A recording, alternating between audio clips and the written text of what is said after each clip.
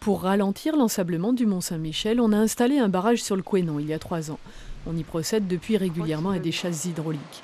On a aussi trouvé un moyen utile pour valoriser tous ces sédiments marins qui encombrent l'embouchure du fleuve, le rechargement des terres agricoles proches. Ce sont des polders, donc des terrains qui ont été gagnés sur la mer, qui au fil du temps se sont plutôt tassés, et donc on va leur redonner une certaine épaisseur pour qu'ils soient plus facilement exploitables et pour redonner un petit peu de matière au champ. L'agriculteur peut ainsi corriger l'inclinaison de sa parcelle ou combler les cuvettes trop humides. Un inconvénient, c'est que les sédiments, qu'on appelle ici les tangues, sont pauvres en matière organique et peu fertiles.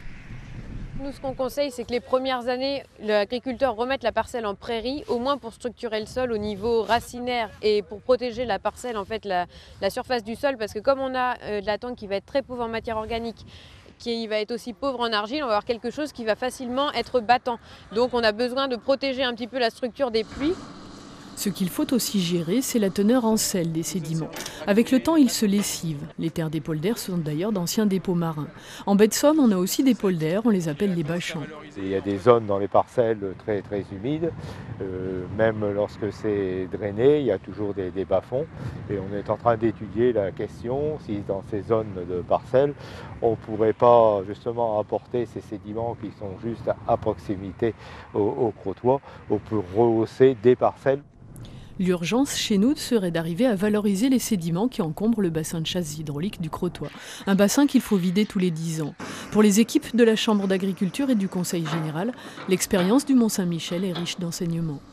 Ce qu'on a appris aujourd'hui, c'est que tout ce qui était parcelle en zone humide est complètement exclu de zone de rechargement.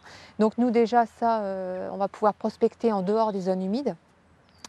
Et ensuite, là, ce qu'on va voir cet après-midi, c'est toute la partie vraiment procédure réglementaire qui est quand même la phase la plus, on va dire, la plus lourde du dossier. Et en baie de Somme, les procédures réglementaires sont complexes et nombreuses. Ce sont celles liées à la loi sur l'eau, à l'environnement, au suivi des espèces protégées, à l'exploitation des carrières. Des études plus fines et des dérogations seront forcément nécessaires.